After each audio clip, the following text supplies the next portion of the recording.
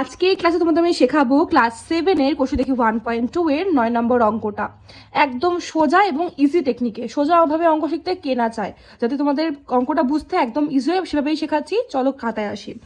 যেমনটা আমরা অঙ্কতে লিখে নিয়েছি যে সুভাষ বাবু তার মাসিক আয়ের এত % খরচা করেন, যেমনটা প্রশ্নতে ছিল যে তার মাসিক আয়ের এত % খরচা করে।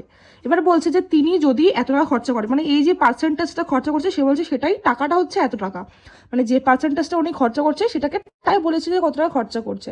তাহলে ভালো করে বুঝে নাও, একটা মাসিক আয়, বাট ওনার টোটাল ইনকামটা এখানে চেয়েছে যে দেখো তবে তার মাসিক আয়টা কত ছিল হিসাব করি। তো ওনার মাসিক আয়টা যত ছিল, মানে একটা হিসাব করতে দিয়েছে যে যতটা ছিল তার হচ্ছে এত %। এবার একজনের মাসিক আয় শতকরাতে কত হতে পারে? 100%। পুরোটা হলে 100% হবে, তো ওটাই যে 100%টা কত বলছে, এত %টা যখন এত হয় তাহলে 100%টা কত।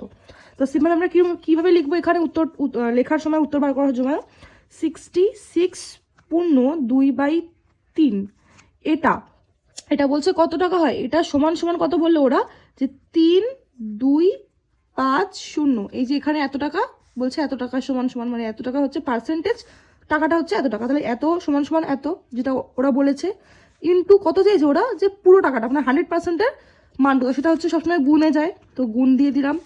এটাকে এবার কাটাকুটি করে দাও। কাটাকুটি করলে কি হবে, 3 দিয়ে যদি এটা পূর্ণ সংখ্যাটাকে যদি ভগ্নাংশ আকারে আনি, 3 দিয়ে 3 66 হচ্ছে 198 প্লাস 2 হচ্ছে 200/3 সমান সমান 3250 ইন্টু 100।